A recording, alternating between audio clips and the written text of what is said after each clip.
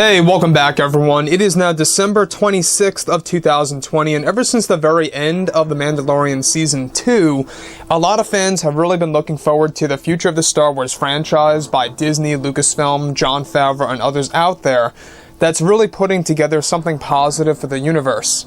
This is Mike Zero. Make sure to subscribe if you are new to the channel for future Star Wars content.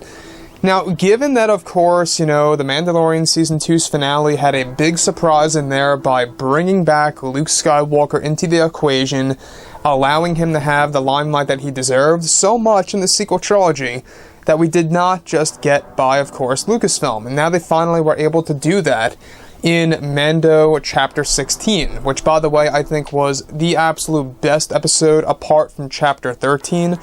Out of the entirety of Season 2, Chapters 13 and 16, my two favorite episodes of all time. Now, when we go ahead and check out about what's happening with Lucasfilm behind the scenes, obviously a lot of changes are being made by the creators like Jon Favreau and Dave Filoni and George Lucas and other people hopping on board to really take care of Star Wars in a different light. That is their ultimate plan, in order to reunite the fans around the world, to give the fans hope about the future, and just letting the fans know that they are going to be using a lot more Star Wars Legends material.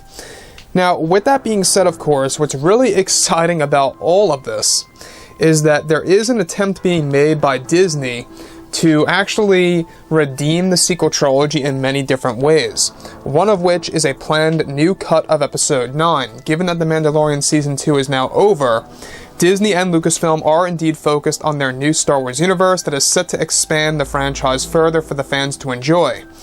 It's described that Bob Chapek is currently planning the 4-hour cut of The Rise of Skywalker to eventually be released on Disney Plus in the next couple of years. One of the major scenes actually geared for the 4-hour cut of Episode 9 is set to involve the deleted scenes of the Dark Acolyte, portrayed by Matt Smith, where the scene involved a moment in which the Acolyte would be possessed by Palpatine's spirit, after Ben Solo kills the original body of Palpatine, who originally survived by creating a wormhole as he fell down the reactor of the second Death Star. This was later altered to Palpatine by surviving as a Sith spirit in a cloned body. Now, the Acolyte would then later have scenes fighting both Rey and Ben Solo, using the yellow lightsaber blade as well as Anakin's original one from the prequels, and yes, even the original trilogy that Luke once owned himself. Now, Matt Smith's character in the original cut of the film involved a moment in which he eventually gets killed by releasing Palpatine's spirit into Ben Solo's body, where once that happens, Ben Solo is put in a position to actually beg Rey to actually kill him by using his lightsaber to stab him through the abdomen. The spirit then escapes and is dragged into the netherworld of the Force by the Force ghosts of the past, like Luke, Kenobi, Yoda, Anakin, and others.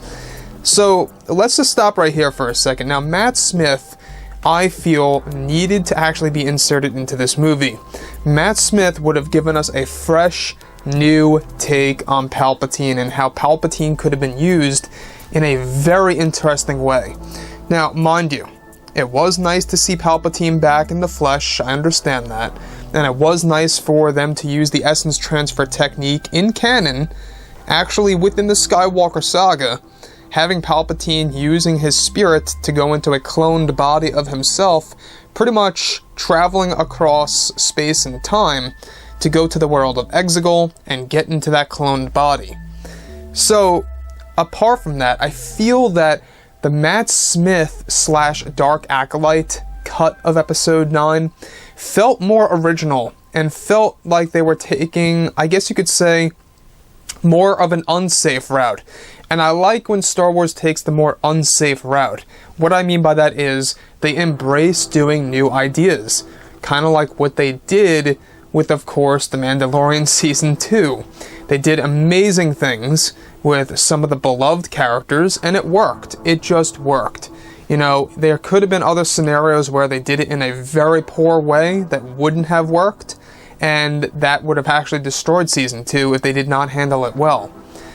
However, they did, and if we look at what the sequel trilogy consists of, we see that a lot of poor choices were made in Episode 7 as well.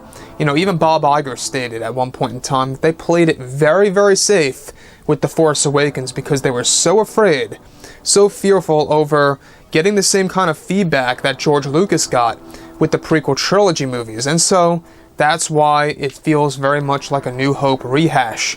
That's exactly why they wanted to play it safe, giving fans the same kind of sequences, but different scenarios, essentially. That's what they did for The Force Awakens. Then The Last Jedi came in, where they really changed things up dramatically different. And it did not work. It went too far to the point where it just was not Star Wars. Then The Rise of Skywalker came in, where they had so many different cuts of the movie and so many different scenes that were deleted because of Kathleen Kennedy. So, like I've said before in the past, guys, you know, drop a comment below.